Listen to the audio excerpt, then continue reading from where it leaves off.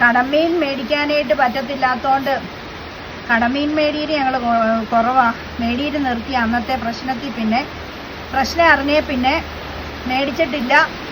ലുലുവിന്ന് ഇച്ചിരി മത്തി വാങ്ങിച്ചാൽ അത് സൂപ്പറായിരുന്നു. പക്ഷേ കഴിഞ്ഞ ദിവസം വേറൊരു സ്ഥലത്തുനിന്ന് ഇച്ചിരി മത്തി വാങ്ങിച്ചിട്ട് വായി വെക്കാൻ കൊള്ളത്തില്ലായിരുന്നു. ചൊവയായിരുന്നു, എന്തൊക്കെയോ ചൊവ. നമ്മുടെ തോന്നലാണോ അല്ലെങ്കിലും ചൊവയായിരുന്നു, വെറും അഴുക്കായിരുന്നു. എന്നിട്ട് അത് കളഞ്ഞു കോഴിക്ക് കൊടുത്തു. പിന്നെ കഴിഞ്ഞ ദിവസം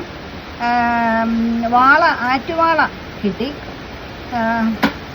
അത് കുഴപ്പമില്ലായിരുന്നു, നല്ല ടേസ്റ്റായിരുന്നു. അതെല്ലാം കഴിഞ്ഞു. ഇനിയിപ്പം എറണാകുളത്ത് അനീത്തയുടെ അടുത്ത് പോയപ്പം കാ കിലോയ്ക്ക് 150 രൂപ. കിലോയ്ക്ക് 150 രൂപ ഉണക്കച്ചെമ്മീൻ.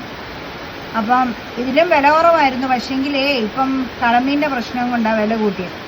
അത് ഇപ്പം ഞാൻ കുറച്ചെടുത്ത്, ഒരു പിടിയെടുത്ത്.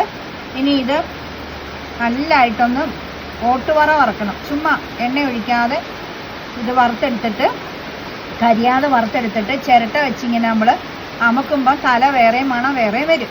അപ്പോൾ അത് നമ്മൾ വൃത്തിയാക്കി എടുത്ത്, പിന്നെ ഇതിപ്പോൾ കഴുകണം കേട്ടോ. ഞാൻ കഴുകിയില്ല. ഇത് കഴുകിയിട്ട് വേണം വറക്കാൻ.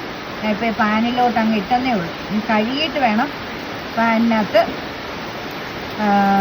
ഒന്ന് എണ്ണ ഒഴിക്കാതെ വറുത്തെടുത്തിട്ട്, പിന്നെ നമ്മുടെ ഉണക്കമുളക്, ചുമന്നുള്ളി, തേങ്ങ ഇത്രയും വെച്ച് ചതച്ചെടുക്കണം.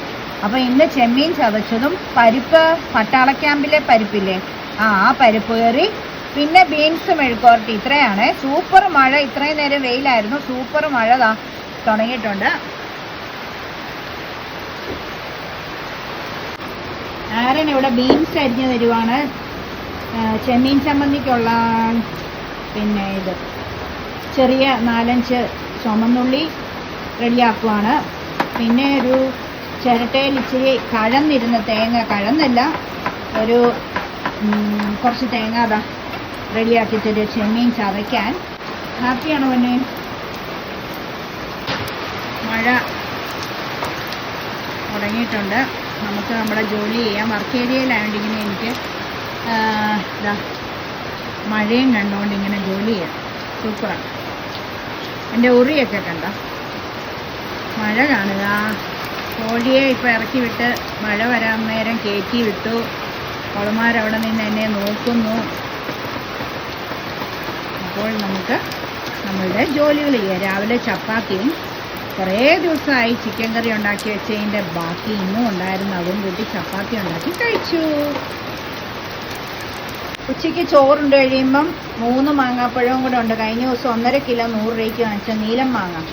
അത് നമുക്ക് കഴുകി